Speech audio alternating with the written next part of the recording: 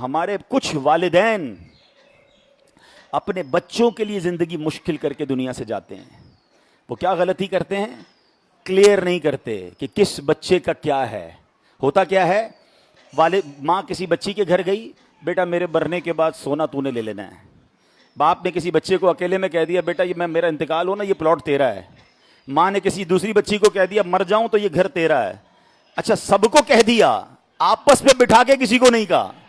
ماں باپ کی آنکھیں بند ہوئی، بہن قسم کھا رہی ہے ماں نے سونا مجھے کہا تھا، بھائی کہتا ہے پلاٹ مجھے کہا تھا، وہ دوسرا کہتا ہے گھر مجھے کہا تھا، سارے لڑ رہے ہیں. یہ کیا کر رہے ہیں آپ؟ اگر آپ نے کوئی فیصلہ کرنا بھی ہے، سارے بچوں کو بٹھائیں اور لکھوائیں کہ میرے مرنے کے بعد یہ اس کو دینا، یہ اس کو دینا، یہ گھر اس کا، یہ فلاں اس کا، اور سب کی سائنیں کروا لیں. اور پھر شرعی طور پہ بھی چیک کروائیں نا. آپ کہیں اپنی وصیت میں کسی کو محروم تو نہیں کر رہے، کسی ایک بچے کو زیادہ کسی کو کم، اور جو شریعت نے آپ کو اختیار ہی نہیں دیا وہ تو نہیں کر رہے. کیونکہ مرنے کے بعد ورثاء کا حق قرآن نے بیان کیا ہے.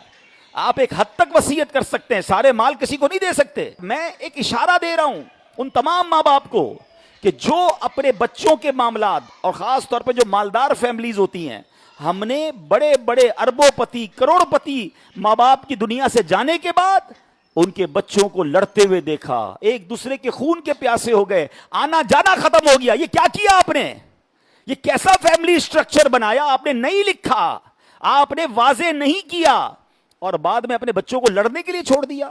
حالانکہ صحیح بتاؤں میں، زندگی میں اگر ماں باپ بچوں کو بٹھا لیں اور ایگریمنٹ وغیرہ کر لیں، کوئی بچہ نہیں لڑے گا.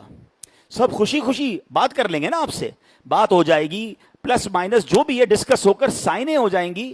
بعد میں آپ کا خاندان جڑا رہے گا. اور یاد رکھیے، زندگی کا یہ ٹارگٹ ہونا چاہیے میرا اور آپ کا، کہ میرے مرنے کے بعد میرے بچے جڑے رہیں. وہ جڑے رہیں گے تو مجھے اصالے ثواب کریں گے. آپس میں ہی لڑتے رہیں گے، ماں باپ کو بھی برا بھلا کہیں گے، کیسے اماں ابا تھے ایسا کر گئے کہ آج ہم لڑ رہے ہیں. کیا فائدہ کیا آپ نے؟ کروڑوں روپے لاکھوں روپے کمائے بھی اور بچوں کو لڑنے کے لیے چھوڑ دیا. نہیں. اور آج پوری دنیا میں آپ جائیں، یہ ہمارے یہی ہوتا ہے. باقی دنیا میں ہر چیز، آپ کچھ بھی لیں آپ کو ایک پہلے پیپر آئے گا، سائن کریں. ہر چیز پر آپ سے سائن کروایا جاتا ہے، بھائی آپ کا ہمارا یہ ایگریمنٹ ہے، آپ کا یہ طے ہے. پڑھے لکھے لوگوں کو ہم نے دیکھا زبانی ڈیل بھی ہو جاتی ہے، تھوڑی دیر بعد ان کا ایک میسج آتا ہے کہ حضرت ذرا میسج پہ بھی کنفرم کر دیں، ای میل پہ کنفرم کریں ہمیں کہ ہماری جو آج بات ہوئی ہے اس کی یہ منٹس تھے، یہ ہماری طے ہوا ہے. بندہ کہ یار میں زبانی کہہ تو گیا ہوں، کہتا نہیں لکھ کے دیں. وہ ہماری میمنی کا ایک بڑا پیارا جملہ ہے، لکھیو واچا ہے. جو لکھا ہوتا ہے نا وہ پڑھا جاتا ہے. تو لکھنے کی عادت، ایگریمنٹ کی عادت